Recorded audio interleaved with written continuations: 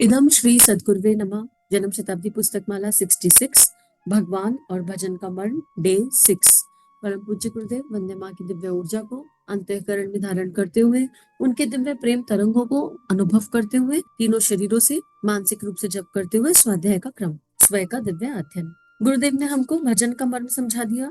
गुरुदेव ने हमको शर्त समझा दी कि क्या क्या एक शर्त है कि भगवान हमारी मदद कब करेगा, जब हमको ये समझ में आ जाएगा कि हम किसकी मदद कब और कैसे करते हैं। गुरुदेव इस बारे में हमें समझा रहे थे, इस बारे में हमें पढ़ा रहे थे।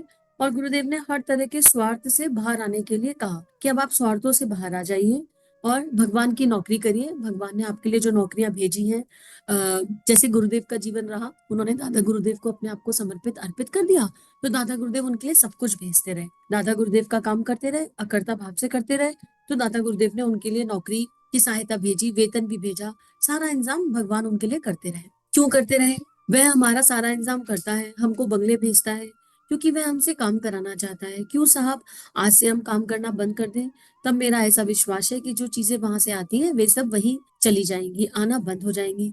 तब सहायता मिलेगी? नहीं, मेरा पक्का विश्वास है कि फिर नहीं मिलेगी। आप पर कोई कृपा नहीं बरसेगी। मैं यकीन के साथ कहता हूँ कि एकदम से बंद हो जाएगी। जिस दिन हमारी नियत में यह भाव आया कि हमारे गुरुदेव की कृपा और अनुग्रह का फायदा सिर्फ हमको ही मिलना चाहिए और हमारे स्वार्थों की सिद्धि होनी चाहिए, हमें उनके किसी काम नहीं आना चाहिए, तब मेरा ऐसा ख्याल है कि सारी सहायता बंद हो जाएगी। 1 सेकंड में टेलीफोन कट जाएगा और वह यह कह देगा कि आप जाइए, अपने घर जाइए। फिर हम दोनों के बीच में जो म्यूचुअल कॉपरेशन था, एक एग्रीमेंट था, वह था कि वह हम आपका काम करेंगे, उनने कहा था, वह एग्रीमेंट समाप्त हो जाएगा, वह काम का नहीं रहेगा। देखो, गुरुदेव हमको यही समझा रहे हैं। गुरुदेव ने कहा कि तुम मेरा काम करो, मैं तुम्हारा काम करूंगा। अब हमको फल चाहिए हो और हम बिल्कुल प्रकृति का ध्यान न रखें, हम कोई पेड़ ही ना लगाएं, कोई बीज ही आरोपित ना करें और फल की कामना करते रहें, ऐसा तो संभव नहीं है। हमारी संतान भी जन्मी तो उसको भी सुसंस्कार देना, वो भी हमारी नैतिक जिम्मेदारी हो जाती है, लेकिन उसके खाने पीने का, भरण पोषण का ध्यान तो रखना पड़ता है। या बच्चा पैदा करके छोड़ दिया जाता है? नहीं छोड़ा जाता। उस तभी वो रिटर्न आती है, बच्चे से प्रेम आता है, बच्चा ध्यान रखता है माता पिता का, परिवार का। वो सब कब होता है? जैसा बीज डाला, जैसा संस्कार डाला, वो लौट कर आया। तो परम पूज्य गुरुदेव फिर यहाँ पर यही समझा रहे हैं कि आप केवल भजन करते रहे बैठे बैठे। आपने 100 माला करी, 200 माला करी, 300 माला करी, उसका कोई लाभ नहीं जब आपकी मालाओं से प्राप्त सिद्धि देश के काम नहीं आ रही, ईश्वर के काम नहीं आ रही, भगवान के काम नहीं आ रही। कल गुरुदेव ने समझाया भी कि मान लीजिए मुझे सिद्धि मिल गई अग्नि पर चलने की, तो उस सिद्धि से मैं क्या कर सकती हूँ? उस सिद्धि से मैं क्या कर पा रही हूँ? उस सिद्धि से मैं थोड़े कौतूहल कर लूंगी, 4 पैसे टेम्परेरी कमा लूंगी, लोगों के पास सेंटर ऑफ अट्रैक्शन बन जाऊंगी, इतना ही तो कर सकते हो। लेकिन अग्नि पे चलने की सिद्धि से देश को कैसे कंट्रीब्यूट हो सकता है? अग्नि से चलने की सिद्धि से भगवान को कैसे कंट्रीब्यूट हो सकता है? हाँ, या तो उस सिद्धि को भगवान के निमित्त लगा के उससे इतनी श्री कमाई कि देश देश के कॉन्स्टिट्यूशन को ऊपर उठा दिया, सारा का सारा पैसा भगवान को दे दिया कि ये सिद्धि मिली और इससे हम श्री कमा सकते हैं, चलो आपको दे दो। लेकिन कोई कितनी श्री दे देगा? इस तरह की चीज कोई कितनी बार देखना चाहेगा? चलिए, आपने शो कर लिया, एक बार शो करा, आज यहाँ शो है, अग्नि पर चलकर दिखाएंगे जी। अच्छा, दिखा दिया, कितना फंड इकट्ठा कर लोगे? प्रतिभा से फंड इकट्ठा किया जाता है, सिद्धियों से फंड इकट्ठा नहीं हो सकता कोई भी काम। अब यहीं पर मान लीजिए कला है, नृत्य की कला है, नृत्य को खूबसूरत से खूबसूरत, खूबसूरत से खूबसूरत बनाया जा सकता है। उसमें बहुत सारी, उसमें विधाएं हैं, उसमें बहुत सारी शाखाएं हैं, उसमें बहुत सारे रंग भरे जा सकते हैं और ये रंग लोग बार बार देखना चाहेंगे, नए नए रंग होंगे। सिंगिंग का टैलेंट है, इस रंग को और निखारा जा सकता है, इसको खूबसूरत बनाया जा सकता है। तो यहाँ पर ये समझने की आवश्यकता है कि प्रतिभा को बढ़ाने की आवश्यकता है, सिद्धियों के लिए पागल होने की आवश्यकता नहीं है। सिद्धियां भगवान को कंट्रीब्यूट नहीं करती, क्यों कंट्रीब्यूट करेंगी? उस भगवान के पास सारी रिद्धि सिद्धियां बैठी हैं, उन्हें सिद्धियों से ही सब कुछ कराना होता, देश चलाना होता, परिवार चलाना होता, वसुदेव कुटुंबकम की ऊर्जा को फैलाना होता, तो वो खुद ना कर लेते। सारी रिद्धि सिद्धि उन्हीं से जन्मी है, तो वो कह देते चलो रिद्धियों सिद्धियों और जाओ परी दुनिया को घुमा लाओ, दुनिया को नचा लाओ। पर ऐसा नहीं हो पाया। इसका मतलब हमको प्रतिभा को समझना है, केवल भजन करते हुए नहीं रहना है, हमें समय निकालना है उपासना का नियमित रूप से। और हमें उसके बाद हमारा काम ही हमारी साधना बन जाए। जो भी काम भगवान ने दिया है वो हमें साधना के तरीके से करना है, अपने भीतर अपनी कॉपी जांचते हुए करना है। भगवान की शर्त हम परमार्थ करें। भगवान हमसे क्या चाहते हैं? भगवान कह रहे हैं मैं तुम पर कृपा बरसाऊंगा और अनन्य कृपा बरसाऊंगा। कई लोग आपको ये कहते हुए मिल जाएंगे, बहन जी आप हमारे लिए प्रार्थना कर दीजिए। अच्छा, क्यों हम आपके लिए प्रार्थना कर दें? भगवान आपकी जल्दी सुन लेता है, थोड़ा ज्यादा सुन लेता है। अरे ये सत्य हो सकता है क्या कि भगवान ऐसा बायस्ड हो जाए कि किसी की जल्दी सुने और किसी की लेट सुने? हम सब उसी फ्रिक्वेंसी पर हैं जिस फ्रिक्वेंसी पर भगवान ने हमें रखा है। और ऐसा ये कंपैरिजन भगवान के खेत में तो नहीं है, भगवान की ऊर्जा में तो नहीं है।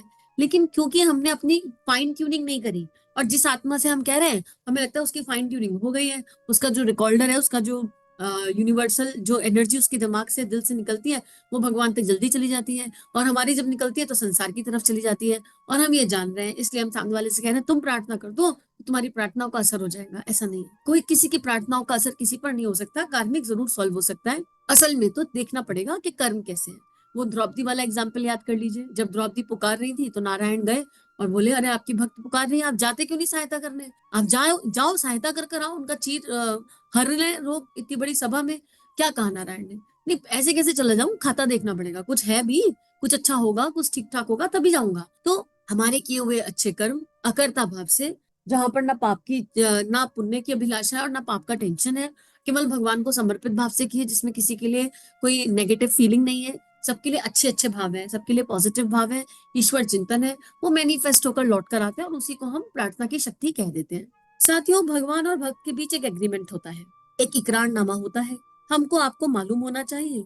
अब हम अपनी अपनी कॉपी जांच लें कि हमारा इकरारनामा भगवान के साथ क्या है। भगवान कहता है कि हम आपकी सहायता करेंगे, पर हमारी एक शर्त है। ध्यान रखिए भाई साहब, बिना शर्त की सहायता करेंगे नहीं बेटे, बिना शर्त की कोई सहायता नहीं करता। भगवान की भी एक शर्त है। क्या शर्त है? यही है कि आप भगवान के काम आ जाएं, भगवान की सेवा करें, भगवान की मदद करें। भगवान की मदद क्या हो सकती है? भगवान कोई व्यक्ति नहीं जिसको आप खाना खिलाएंगे, पानी पिलाएंगे, कपड़ा पहनाएंगे। आपके कपड़े की भगवान को कोई जरूरत नहीं। उन्हें पानी पीना होगा तो गंगा जी से पी लेंगे। नहीं साहब, भगवान जी को कपड़े पहनाएंगे। आप बेकार की बातें मत कीजिए, भगवान का अपमान करते हैं। जो सारे संसार को, इतने बड़े क्षेत्र में फैले हुए भगवान को आप कपड़ा कैसे पहनाएंगे? इस पूरे संसार में कण कण में भगवान है, इतना बड़ा कपड़ा आप कहाँ से लाएंगे? भगवान को हम खाना खिलाएंगे, भोग लगाएंगे। खबरदार, आपने ये बेकार की बातें करी तो। अरे साहब, हम भगवान पर चंदन चढ़ाएंगे, फूल चढ़ाएंगे। कहाँ पर फूल चढ़ाएंगे? जगह तो बताइए, कितना बड़ा भगवान है, आप कहाँ पर चंदन चढ़ाते फिरेंगे? आप ये हिमाकत मत कीजिए। ये एक सेल्फ एक्सप्लेनेटरी पैराग्राफ है, इसके बारे में कई बार ऑलरेडी गुरुदेव समझा चुके हैं। और अगर फूल चढ़ाना भी है ना तो स्वयं को फूल बनाओ, चंदन चढ़ाना भी है तो स्वयं शीतल हो जाए। हम इतने शीतल हो जाएं, इतने शांत हो जाएं कि हमारे मुंह से भगवान का नाम निकले जब, और तो इतना खोकर निकले कि अपना अश्रु तो गिरे, जो सुन रहा है उसका भी अश्रु गिर जाए। अपनी तो गति बिल्कुल ईश्वर में हो ही जाए, पर सुनने वाले की भी गति ईश्वर में हो जाए। ऐसा अगर बनना है तो ऐसा पुष्प बनो, और फूल चढ़ाना है तो ऐसा चढ़ाओ, चंदन चढ़ाना है तो ऐसा चढ़ाओ। विश्व ब्रह्मांड ही परमात्मा का स्वरूप है, यह संपूर्ण संसार परमात्मा का स्वरूप है। पुरुष सवेदम सर्वम, यह सब कुछ परमात्मा रूप ही है। अर्थात हम अपने आसपास जो कुछ देखते हैं और पाते हैं वह सब परमात्मा का रूप है। हम स्वयं परमात्मा के अंश हैं और दूसरे जीव भी उसी का अंश हैं। इस प्रकार संसार में ऐसा कौन रह जाता है जिससे हमारा आत्मीय संबंध ना हो? इस प्रकार संसार में ऐसा कौन रह जाता है जिससे हमारा आत्मीय संबंध ना हो? किसी से विरोध करना अथवा वैर मानना अपनी आत्मा का विरोध करना है। आत्मा का विरोधी मनुष्य किसी भी श्रेय का अधिकारी नहीं होता। परमपिता परमात्मा का दर्शन, उसकी अनुभूति तभी प्राप्त हो सकती है जब विवेक पर से संकीर्णता का आवरण उठाकर उसे व्यापक और विस्तृत बनाया जाए। अपने भीतर बाहर और आसपास एक परमात्मा की उपस्थिति को मानकर आचरण किया जाए। कैसे माने एक परमात्मा है? नहीं दिखता है अभी तो बहुत गड़बड़ हो जाती है गाड़ी, कभी इधर अटक जाते हैं कभी उधर।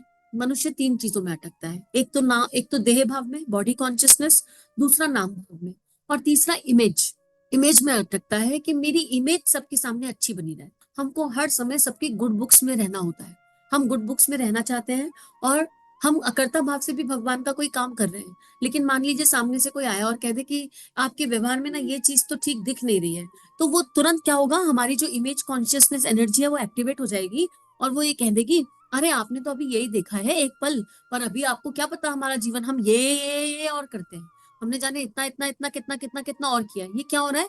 ना हमें यहाँ नाम भाव है, ना हमें यहाँ देह भाव है, पर हम ये चाहते हैं कि हमारी अच्छी वाली इमेज सामने वाले को पता चल जाए कि हम कितने अच्छे हैं, कितने दानी हैं, कितने पुण्य आत्मा है, हम अपने आसपास वालों की कितनी सेवा करते हैं, हम लेबर क्लास का कितना ध्यान रखते हैं, हम अपने घर में जो लोग आते हैं उनका कितना ध्यान रखते हैं। कहीं ना कहीं हम इमेज कॉन्शियसनेस हो जाते हैं। हम बिल्कुल नहीं चाहते कि हमारी बैड पिक्चर किसी के खाते में, किसी के दिमाग में जाए, पर यह संभव नहीं है। ये संभव नहीं है। भगवान श्री कृष्ण का जीवन देख लीजिए, भगवान श्री कृष्ण ने सारी इमेजेस को पीछे छोड़ दिया, भगवान श्री कृष्ण रणछोड़ बन गए। उस समय उनको कितनी गालियां पड़ी होंगी, रण छोड़ के चला गया, क्षत्रिय रण छोड़ के चला गया, क्षत्रिय रण छोड़ के चला गया। लेकिन उन्होंने बड़ी पिक्चर देखी कि इस समय इस युद्ध को मैं जीत नहीं सकता, और जीतने की कोशिश भी नहीं करनी क्योंकि सामने वाले का अभी समय नहीं आया, और दूसरा इतनी सारी प्रजा बिना बात मारी जाएगी। मैं तो चक्रवर्ती कहला जाऊंगा, लेकिन मेरे चक्रवर्ती कहलाने में मेरी इमेज तो बन जाएगी, बहुत खूबसूरत इमेज बन जाएगी, लेकिन जो मेरी प्रजा है, जो लोग मुझसे इतना प्रेम करते हैं, वो बिना बात मारे जाएंगे। उन्होंने अपनी इमेज की परवाह नहीं करी, रण छोड़ कहलाए, आज तक कहलाते हैं।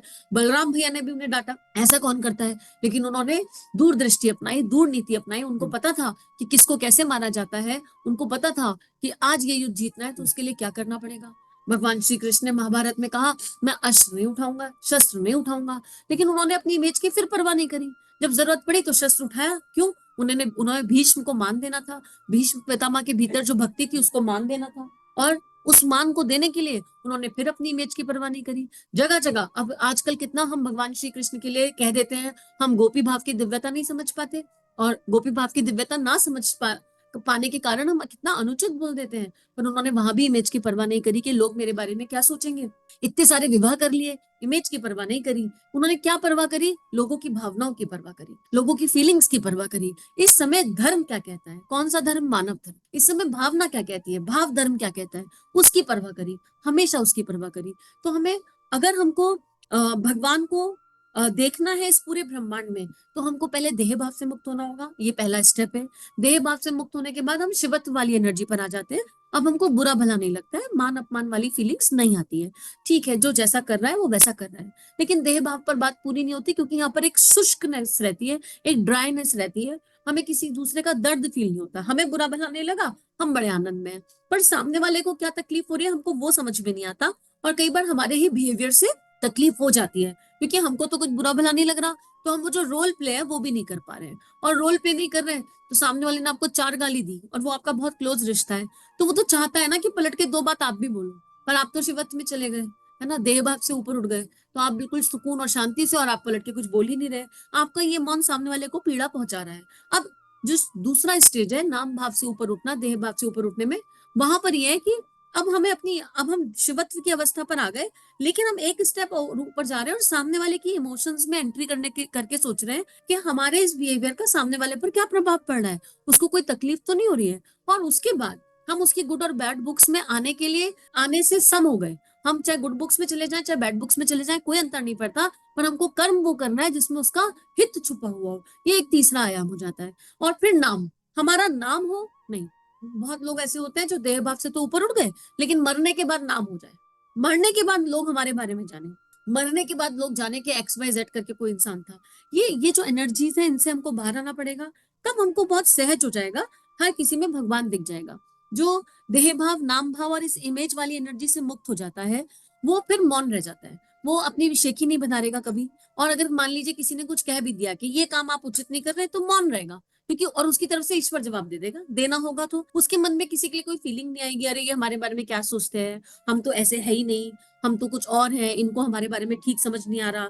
और उसके मन में कोई थॉट नहीं आएगा, ना वो किसी को सही ठहराएगा ना वो किसी को गलत ठहराएगा, केवल अपने भीतर झांकेगा और अपने आनंद में रहेगा। अपनी कॉपी देखेगा कि अच्छा, यहाँ पर सब कुछ ठीक चल रहा है, हाँ सब कुछ ठीक चल रहा है, जैसा भगवान ने कहा वैसा चल रहा है, हाँ जैसा भगवान ने कहा वैसा चल रहा है। तो ओके, इदम श्री सदगुरुवे नमः, और मुस्कुराएगा कि जब सामने वाले का समय आएगा तो उसको भी पता चलना होगा तो चल जाएगा। पर उसके मन में ये इच्छा नहीं होगी कि मैं अपनी इमेज को सुधारूं, मैं अपनी आइडेंटिटी को सुधारूं। अब गुरुदेव लिख रहे हैं, संकीर्णता और परमात्मा अनुभूति परस्पर विपरीत विषय है। इनका अनुकरण करने से मनुष्य परमात्मा से दूर ही होता चला जाता है। गीता में भगवान ने स्पष्ट कहा, जो मुझ ईश्वर को सब में और सबको मेरे अंदर देखता है, वह योगी न मुझसे पृथक है और न मैं उससे पृथक हूँ। जो मुझ ईश्वर को सब में और सबको मेरे अंदर देखता है, वह योगी न मुझसे पृथक है और ना मैं उससे पृथक हूँ। अब देखो, ये वाली बात है भगवान श्री कृष्ण की, इसको इम्प्लीमेंट करने में थोड़ी दिक्कत आती है। नहीं दिखता हर किसी में परमात्मा, क्या करें, अभ्यास प्रयास चल रहा है, पर नहीं दिखता। अभी तो आ जाते हैं विकार, अब देह है तो विकार आएंगे। पर जो इसका सरलतम रास्ता है वो ये है कि सब में ईश्वर नहीं दिख रहा है, लेकिन ईश्वर के भीतर तो सब है, ये तो पता है। इस बात को गांठ पकड़ लो कि ईश्वर के भीतर, मेरे इष्ट के भीतर सारा संसार समाया है। अब क्या होगा, जैसे ही कहीं से कोई विकास की बॉल आएगी, मन को ये कहो कि ये आत्मा मेरे ईश्वर के भीतर रहती है। अब अगर इस आत्मा को मेरे ईश्वर ने अपने अंतस में जगह दे दी तो ये कितनी दिव्य आत्मा है, कितनी पुनीत आत्मा है, कितनी पवित्र आत्मा है, कितनी प्यारी आत्मा है। इतनी प्यारी कि मेरा इष्ट भी इससे प्यार करता है। अब जिससे मेरा इष्ट प्यार करता है, क्या उससे मैं प्यार नहीं कर सकता? मेरा अहम क्या इतना ही बड़ा हो गया कि भगवान जिससे प्रेम करते हैं हम उससे भी प्रेम नहीं कर पा रहे? ये जो अप्रोच है, ये बार बार करने से क्या होता है, सरल हो जाता है। और फिर करुणा, संवेदना, क्षमा, कृतज्ञता, ये सारे दैव्य गुण आने लगते हैं। क्योंकि अब हमने क्या किया, इनडायरेक्टली शरणागत हो गए। अब हम किसकी तरफ देख रहे हैं? ईश्वर की तरफ। उस आत्मा से चिंतन हट गया क्योंकि वो तो ईश्वर के अंदर है। अब हम अपने इष्ट से कहेंगे, हे परमात्मा, आपने इस आत्मा को अपने अंतस में स्थान दिया और हम शरणागति से आपके श्री चरणों में बैठे हैं। हमारा मन इस आत्मा के प्रति पवित्र कर दीजिए। हमारा मन इस आत्मा के प्रति शुद्ध कर दीजिए। हम भी इसको वैसा प्रेम कर सके जैसा आप हमसे करते हैं और इससे करते। वो अपने आप प्रार्थना निकलने लगेगी और ये ऑटो पायलट प्रोसेस है, अभ्यास प्रयास से हो जाएगा। अब गुरुदेव कह रहे हैं, इस प्रकार के व्यापक दृष्टिकोण वाला विवेकी पुरुष सब समय सर्वज्ञ परमात्मा का दर्शन पाता रहता है। उसके लिए वह वैसे ही स्पष्ट बना रहता है जिस प्रकार नेत्र वालों के लिए सूर्य का प्रकाश। जैसे हम खुली आंख से सूर्य को देखते हैं, जो इस तरह का योगी पुरुष हो जाता है जिसको हर जगह ईश्वर दिख रहा है या ईश्वर में हर कोई दिख रहा है, उसके लिए भगवान ऐसा हो जाता है, कैजुअल हो जाता है। जैसे आप और हम एक दूसरे को देख सकते हैं, जैसे आप और हम एक दूसरे को सुन सकते हैं, बिल्कुल भगवान से उनका संवाद इस तरह हो जाता है। और हमने परम पूज्य गुरुदेव का जीवन देखा। परम पूज्य गुरुदेव सदा गायत्री माता से बात करते रहे। क्यों? क्योंकि वो इस एनर्जी में स्थित थे। उन्हें हर और गायत्री शक्ति दिखती थी, गायत्री मंत्र की तरंगे दिखती थी, हर आत्मा में गायत्री माता दिखाई देती थी। तो उनका गायत्री माता से इसलिए सहज संवाद अपने आप हो गया था। तो इसी के साथ आज के स्वाध्याय को ईश्वर के चरणों में अर्पित समर्पित करते हैं। सभी का जीवन मंगलमय है। इदम श्री सद्गुरुवे नमः। चलिए समाज में कुछ अच्छा बांटें। अगर ये भावनाएं आपके अंतःकरण को स्पर्श कर रही हैं और आपका परिवर्तन हो रहा है तो इन भावनाओं को विश्वव्यापी बना दीजिए। चैनल को लाइक कीजिए, सब्सक्राइब कीजिए और वीडियो को पूरी दुनिया में फैला दीजिए ताकि ऋषियों की और संतों की लेखनी से जन जन का जीवन बदल सके। जय हिंद, जय भारत।